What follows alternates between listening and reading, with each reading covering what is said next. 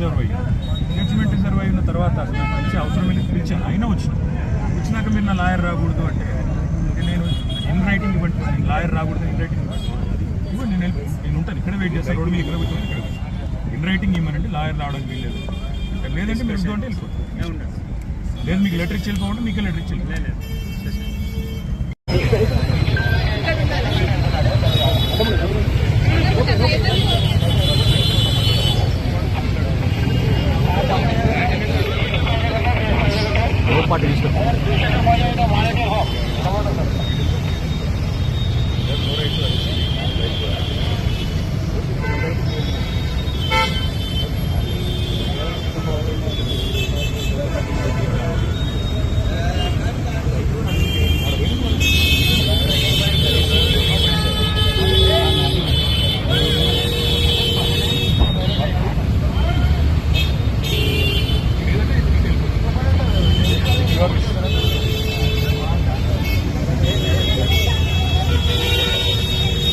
నా ప్రాథమిక హక్కులకు కూడా భంగం వాటిల్లకుండా చూసుకోవాల్సిన బాధ్యత నా మీద ఉంటుంది.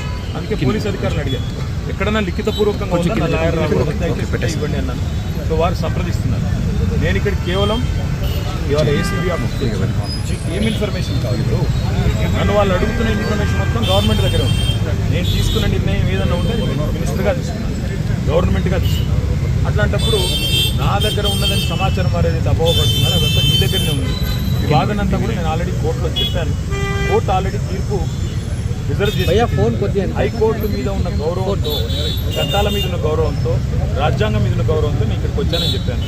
వారు మరి ఏ కారణం చేతనో నా లాయర్ నాతో రాకూడదు అంటున్నారు. మరి ఒక పౌరుడిగా నాకు నా లాయర్ను వెంటబెట్టుకుని విచారణలో భాగస్వామ్యం చేసే అధికారం నాకు ఉందని నేను అనుకుంటున్నాను. లేదు అని వారు అంటున్నారు. భారత రాజ్యాంగం నడుస్తుందని నేను అనుకుంటున్నా.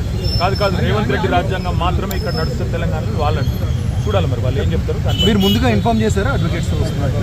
వాళ్ళు హైకోర్టు తీర్పు రిజర్వ్ చేసిన తర్వాత హైకోర్టులో చాలా గంటల వాదనలు వాళ్ళు వినిపించారు ఏసీబీ తరఫున. ఇవాళ ఇవి కొత్తగా మళ్ళీ ఇప్పుడు శోధించేది సాధించేది లేదు. చెప్పాల్సింది కూడా చెప్పకుండా ఇక్కడేదో హడావుడి చేసి నిన్న రైతు భరోసా ఎగ్గొట్టారు కాబట్టి రైతు భరోసా నుంచి తప్పించుకోవడానికి 2 రోజులు మీడియాలో ఈ డ్రామా నడపాలని రేవంత్ రెడ్డి గారు అనుకుంటున్నారు. దీనికి మేము బాధపడం. రేవంత్ రెడ్డి గారు ఏమనుకున్నా 15,000 ఇస్తానని చెప్పి 12,000 ఇచ్చిన విషయము ప్రజలకు గుర్తుంది. మీరు ఎన్ని డ్రామాలు చేసినా మాకు ఇంకో సమాచారం కూడా ఉంది. నేను ఇక్కడికి రాగానే కావాలని కేటీఆర్ ఇంటి మీద రైడ్స్ అని చెప్పి అక్కడ రైడ్లు చేయించాలని ఆలోచన చేస్తాం. పర్వాలేదు, ఇవన్నీ డ్రామాలు మాకు తెలుసు. మీరు ఎన్ని డ్రామాలు చేసినా రాష్ట్ర ప్రజలకు నేను చేసే విజ్ఞప్తి ఒకటే, 420 హామీలు ఏవైతే రేవంత్ రెడ్డి ప్రభుత్వం ఇచ్చిందో అది అమలు చేసేదాకా కొట్లాడదాం. కేసులు ఎన్ని పెట్టినా, మీడియా మేనేజ్మెంట్ పాలిటిక్స్ ఎన్ని చేసినా భయపడాల్సిన అవసరం లేదు, బాధపడాల్సిన అవసరం లేదు. వాళ్ళు ఎన్ని రైడ్స్ చేసుకున్నా, ఎన్ని డ్రామాలు చేసినా సరిపోతుంది. నా లాయర్లు ఉంటే వాళ్ళకి వచ్చిన ఇబ్బంది ఏంటంటే, నాతో పాటు లాయర్లు ఉంటే నా రైట్స్ ప్రొటెక్ట్ చేయబడింది. ఇక్కడ మా నరేందర్ రెడ్డి గారిని అరెస్ట్ చేసినప్పుడు ఆయన ఇవ్వని స్టేట్మెంట్ ఇచ్చినట్టుగా పోలీసులు తప్పుడు వార్తలు రాసి మీడియా క్లిక్ చేశారు. నా రైట్స్ నేను ప్రొటెక్ట్ చేసుకోవాలి, లాయర్ కోరుతున్నాను. వాళ్ళకి వచ్చిన ఇబ్బంది సార్. ఇప్పుడు ఈ స్థాయిలో ఆంక్షలు పెట్టారు, మీరు నేరుగా విచారణకు అటెండ్ అవుతున్నారు వాళ్ళు చెప్పిన టైంకి. నరేందర్ రెడ్డి గారు ఇవ్వని స్టేట్మెంట్ ఇచ్చినట్టుగా తప్పుడు స్టేట్మెంట్లు రికార్డ్ చేసింది పోలీసు వాళ్ళు. అందుకే నాకు వాళ్ళ మీద నమ్మకం లేదు కాబట్టి నా లాయర్ని తెచ్చుకున్నాను. ఇప్పుడు మా ఇంటి మీద రైడ్స్ రైడ్ చేసుకుని నాకు తెలిసి ఏం చేయబోతుంది, రైడ్స్ చేసి అవసరమైతే కొన్ని ఇంప్లాంట్ చేసి కొన్ని లేనిపోని సృష్టించి అందులో ప్లాంట్ చేసి దాని మీద కేసు కొనాయించాలని వీళ్ళ చిల్లర ప్రయత్నం. నేను చిట్టినాయుడు గారికి చెప్పేది ఒకటే, నువ్వు ఎన్ని డ్రామాలు చేసినా, ఎన్ని కథలు పడ్డా, ఎన్ని అక్రమ కేసులు పెట్టినా, నువ్వు రైతు భరోసా ఎగ్గొట్టింది ప్రజలకు తెలుసు, నువ్వు మాట తప్పింది తెలుసు, 420 హామీలు ఎత్తగొట్టింది ప్రజలకు అర్థమైంది. నువ్వెన్ని చేసుకున్నా తప్పకుండా నేను వదిలిపెట్టాం. ప్రజాక్షేత్రంలో తప్పకుండా మా హక్కుల కోసం కొట్లాడు. ఇవాళ నేను అడిగేది ఏంటంటే, మొన్న నరేందర్ రెడ్డికి జరిగింది, వాళ్ళ నాకు జరగదని గ్యారంటీ ఏంటి? నరేందర్ రెడ్డి ఈయన స్టేట్మెంట్ ఇచ్చినట్టు, కన్ఫెషన్ ఇచ్చినట్టు, అనవసరంగా నా పేరు చెప్పినట్టు లేనిపోని పుకార్లు వీళ్ళే సృష్టించిన పోలీసులు మీడియాకి లీక్లు ఇచ్చారు. ఇలా నాకు కూడా అట్లే చేస్తారనేది నా డౌట్. రెండవది ఇవాళ నేను మళ్ళీ చెప్తున్నా, నేను ఇక్కడ రాగానే నా ఇంటి మీద రేడ్ చేయాలని చెప్పి వాళ్ళు ప్లాన్ చేసుకున్నారు. తప్పకుండా నా ఇంటి మీద రేడ్ చేస్తే కూడా అన్లయమని ఇరికిచ్చి రేవంత్ రెడ్డి గారు ఇచ్చిన 2 చిట్టీలు, అవసరమైతే ఇంకో 2 ఏమైనా సృష్టించి అని ఇరికిచ్చి కావాలని బదనాం చేయాలన్న చిల్లర ప్రయత్నం చేస్తున్నారు. నా హక్కుల కోసం తప్పకుండా నేను కొట్లాడతాను. న్యాయవాదుల సమక్షంలో ఎంక్వైరీ చేయాలని కోరుతున్నాను. తప్పే ఉంది. చాలాసేపటి నుంచి వెయిట్ చేస్తున్నారు, ఇంకెంతసేపు వెయిట్ చేస్తారు? ఏమని చెప్తున్నారు? 5 నిమిషాలు చూసిన తర్వాత మరి పోలీసులు సహకరించకపోతే నా దారి నేను అంటే ఇప్పటివరకు అయితే ఏం చెప్పట్లేదు పోలీసు వాళ్ళు మరి లిఖితపూర్వకంగా ఏం చేయట్లేదు, కానీ వాళ్ళు ఫోన్లు వాళ్ళు ఏదో మాట్లాడుతున్నారు, పైకి రేవంత్ రెడ్డికి మాట్లాడుతున్నారో మరి ఇంకా డీజీపీకి మాట్లాడుతారో ఎవరికి మాట్లాడుతారో తెలియదు. వాళ్ళు ఏం చెప్తారో దాన్ని బట్టి నాకు తత్పర. సార్ ఇప్పుడు అడ్వకేట్స్ అనుమతి లేదు అనేది అయితే నిబంధన లేదు కదా సార్? అడ్వకేట్స్ అనుమతి లేదు అనేది తప్పు. మొన్న పట్నం నరేందర్ రెడ్డి మీద ఏ కుట్ర అయితే వీళ్ళు చేసిండ్రో, ఆయన ఈయని స్టేట్మెంట్ ఇచ్చినట్టు పోలీసు వాళ్ళు ఏదైతే దొంగ స్టేట్మెంట్ సృష్టించి ఆయనను నన్ను బద్నాం చేసే ప్రయత్నం చేసిండ్రో అది జరగకూడదన్నదే నా తాపత్రయం. అందుకే లాయర్ ఉండాలని నేను కోరుతున్నా. లాయర్ ఉంటే వాళ్ళకి అభ్యంతరం ఏందో నాకు అర్థమైతే లేదు.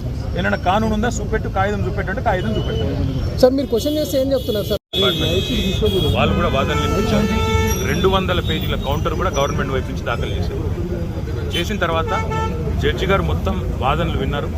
జడ్జిమెంట్ రిజర్వ్ చేసి పెట్టారు 31 తారీఖున.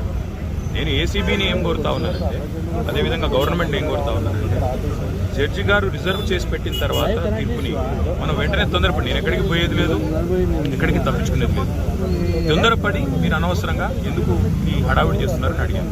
ప్లస్ ఇప్పుడు నేను అయినప్పటికీ చట్టాన్ని గౌరవించే పౌరుడిగా, రాజ్యాంగాన్ని గౌరవించే పౌరుడిగా వాళ్ళు పిలిచారు కాబట్టి వచ్చాను.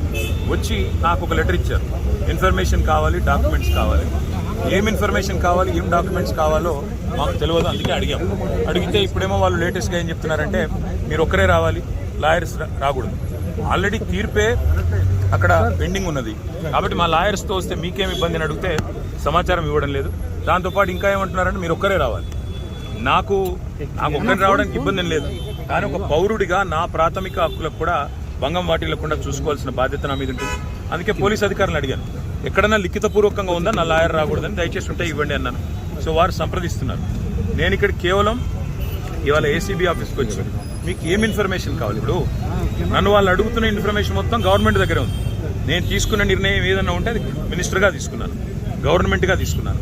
అట్లాంటప్పుడు నా దగ్గర ఉన్నదని సమాచారం వారు ఏదైతే అపోహపడుతున్నారో అదంతా మీ దగ్గరనే ఉంది. ఈ వాదన అంతా కూడా నేను ఆల్రెడీ కోర్టులో చెప్పాను. కోర్టు ఆల్రెడీ తీర్పు రిజర్వ్ చేసి పెట్టింది. హైకోర్టు మీద ఉన్న గౌరవంతో, చట్టాల మీద ఉన్న గౌరవంతో, రాజ్యాంగం మీద ఉన్న గౌరవంతో నేను ఇక్కడికి వచ్చానని చెప్పాను. వారు మరి ఏ కారణం చేతనో నా లాయర్ నాతో రాకూడదు అంటున్నారు. మరి ఒక పౌరుడిగా నాకు నా లాయర్ను వెంటబెట్టుకుని విచారణలో భాగస్వామ్యం చేసే అధికారం నాకు ఉందని నేను అనుకుంటున్నాను. లేదు అని వారు అంటున్నారు. భారత రాజ్యాంగం నడుస్తుందని నేను అనుకుంటున్నా. కాదు రేవంత్ రెడ్డి రాజ్యాంగం మాత్రమే ఇక్కడ నడుస్తుంది తెలంగాణలో వాళ్ళు అంటున్నారు.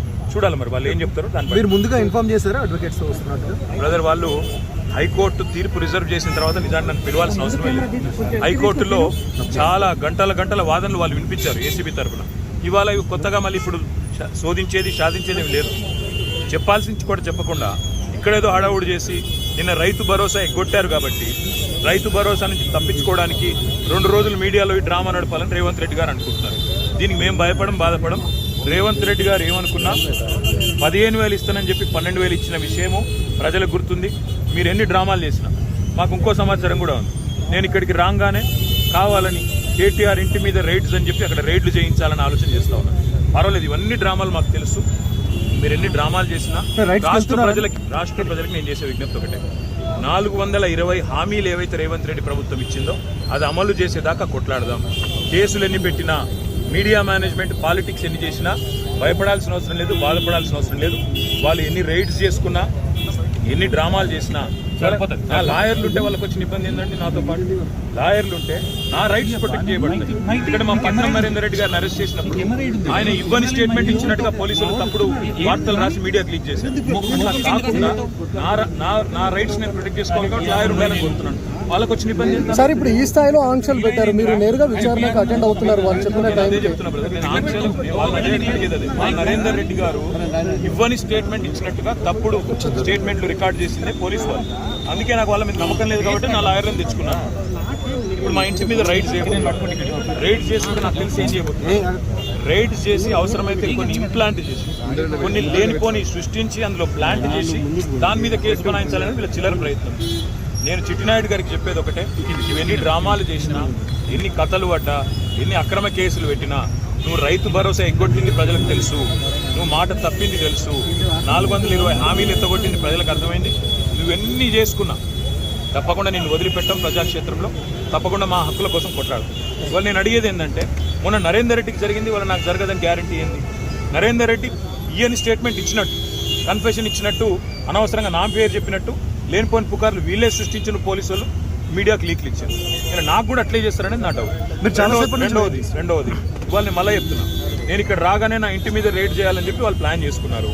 తప్పకుండా నా ఇంటి మీద రేడ్ చేస్తే కూడా అన్లయమని ఇరికిచ్చి రేవంత్ రెడ్డి గారు ఇచ్చిన 2 చిట్టీలు అవసరమైతే ఇంకో 2 ఏమైనా సృష్టించి అని ఇరికిచ్చి కావాలని బదనాం చేయాలన్న చిల్లర ప్రయత్నం వాళ్ళు చేస్తున్నారు. నా హక్కుల కోసం తప్పకుండా నేను కొట్లాడతాను. న్యాయవాదుల సమక్షంలో ఎంక్వైరీ చేయాలని కోరుతున్నాను. తప్పే ఉంది. చాలా సేపటి నుంచి వెయిట్ చేస్తున్నారు, ఇంకెంతసేపు వెయిట్ చేస్తారు ఏమని చెప్తున్నారు? 5 నిమిషాలు చూసిన తర్వాత ఇక మరి పోలీసులు సహకరించకపోతే నా దారి నేను పోతాను. అంటే ఇప్పటివరకు అయితే ఏం చెప్పట్లేదు పోలీసు వాళ్ళు. మరి లిఖితపూర్వకంగా ఏం చేయట్లేదు, కానీ వాళ్ళు ఫోన్లు వాళ్ళు ఏదో మాట్లాడుతున్నారు పైకి. రేవంత్ రెడ్డికి మాట్లాడుతున్నారో మరి ఇంకా డీజీపీకి మాట్లాడుతున్నారో ఎవరికి మాట్లాడుతున్నారో తెలియదు. వాళ్ళు ఏం చెప్తారో దాన్ని బట్టి నా తత్పరి. సార్ ఇప్పుడు అడ్వకేట్స్ అనుమతి లేదు అనేది అయితే నిబంధన లేదు కదా సార్? అడ్వకేట్స్ అనుమతి లేదు అనేది తప్పు. మొన్న పట్నం నరేందర్ రెడ్డి మీద ఏ కుట్ర అయితే వీళ్ళు చేసిండ్రో, ఆయన ఈయని స్టేట్మెంట్ ఇచ్చినట్టు పోలీసు వాళ్ళు ఏదైతే దొంగ స్టేట్మెంట్ సృష్టించి ఆయనను నన్ను బదనాం చేసే ప్రయత్నం చేసిండ్రో అది జరగకూడదన్నదే నా తాపత్రయం. అందుకే లాయర్ ఉండాలని నేను కోరుతున్నా. లాయర్ ఉంటే వాళ్ళకి అభ్యంతరం ఏందో నాకు అర్థమైతే లేదు. ఏమైనా కానూన్ ఉందా చూపెట్టు, కాగితం చూపెట్టంటే కాగితం చూపెట్టు.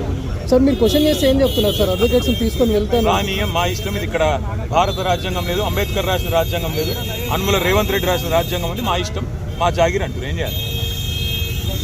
సార్ ఉద్దేశపూర్వకంగానే మిమ్మల్ని ఇక్కడ డైవర్ట్ చేసి ఇంటి వైపు రైడ్కి వెళ్ళారు. ఇంటి మీద ఇప్పుడు రైడ్కి వెళ్ళడానికి ప్రయత్నం చేస్తున్నారు. వాళ్ళు రైడ్ చేసి కూడా మన ప్లాంట్ చేస్తారనేది నా అనుమానము. తప్పకుండా చట్టపరంగా న్యాయపరంగానే వర్లేదు. ఆల్రెడీ తీర్పు రిజర్వ్ అయ్యి ఉంది.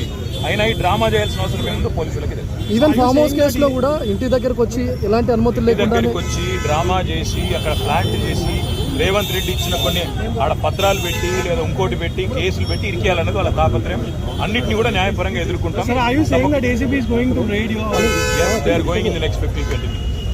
మీరు ఒక మాజీ మంత్రి ఇలా రోడ్డు మీద కాకుండా కనీసం లోపలికి పిలిచైనా చెప్పాల్సిన వాళ్ళ విఘ్నత, అది రేవంత్ రెడ్డి గారి యొక్క విఘ్నత, వారి యొక్క తెలివితేటలు. నేను సహకరించడానికి ఇక్కడికి వస్తే నన్ను కనీసం లాయర్ కావాలని నేను కోరుతందుకు కారణం ఒకటే. మొన్ననే పట్నం నరేందర్ రెడ్డి విషయంలో వీళ్ళు చేసిన కుట్ర, రేవంత్ రెడ్డి డైరెక్షన్ ప్రకారం పట్నం నరేందర్ రెడ్డి మీద ఇవ్వని స్టేట్మెంట్ ఇచ్చినట్టు అభూత కల్పనలు సృష్టించి, ఊహాజనితమైన వార్తలు సృష్టించి బదనాం చేసే ప్రయత్నం చేసి ఆయన కన్ఫెషన్ ఇచ్చిండు, కేటీఆర్ను ఏం చేసిండని లేనిపోని కథ చేసిండ్రు. మళ్ళీ మాకు అట్లా జరగకూడదు అనేది నా థాట్. Thank you.